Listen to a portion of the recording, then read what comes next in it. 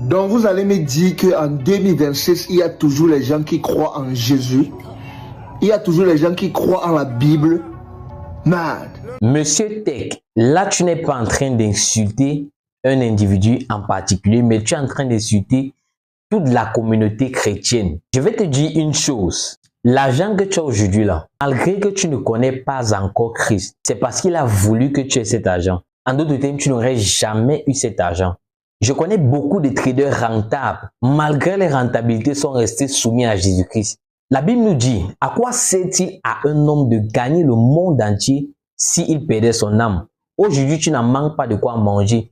Tu as assez de moyens. Ce n'est pas une raison pour laquelle tu vas blasphémer contre Jésus-Christ. Quelqu'un qui m'a sauvé moi-même particulièrement, donc je lui ai vu entrer, se manifester dans ma vie. Quelqu'un qui a touché mon cœur, qui m'a changé. Une personne comme moi qui était un colérique, pas possible, dans toutes sortes de péchés qu'il soit.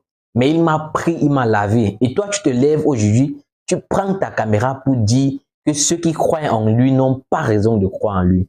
Et de façon indirecte, je suis sûr que tu es en train de mépriser par là les membres dans ta famille qui certainement ont payé le prix pour toi. L'objectif de cette vidéo n'est pas de te dénigrer, mais c'est de te faire comprendre une chose. Tu as besoin de Jésus-Christ. Est-ce que tu connais l'apôtre Paul? L'apôtre Paul était quelqu'un de pire même que toi. C'était un persécuteur de disciples, quelqu'un qui tuait ceux qui croyaient en Jésus-Christ. Donc lui, il n'acceptait pas de croire en Jésus-Christ, mais en plus de cela, il contribuait à la mort de ceux qui mettaient leur foi en Jésus-Christ. Mais ce même apôtre Paul, qui auparavant était Saul de Tarse, est devenu un disciple accompli de Christ. Quelqu'un qui marche de façon véritable avec le Seigneur Jésus-Christ. Et le même qui contribue à la persécution des disciples est le même maintenant qui accepte mourir pour Jésus-Christ, peu importe la condition qu'il soit. Des scientifiques tels que Erwin Schrödinger, André Marie Ampère, James Clerk Maxwell. Voici des personnes dotées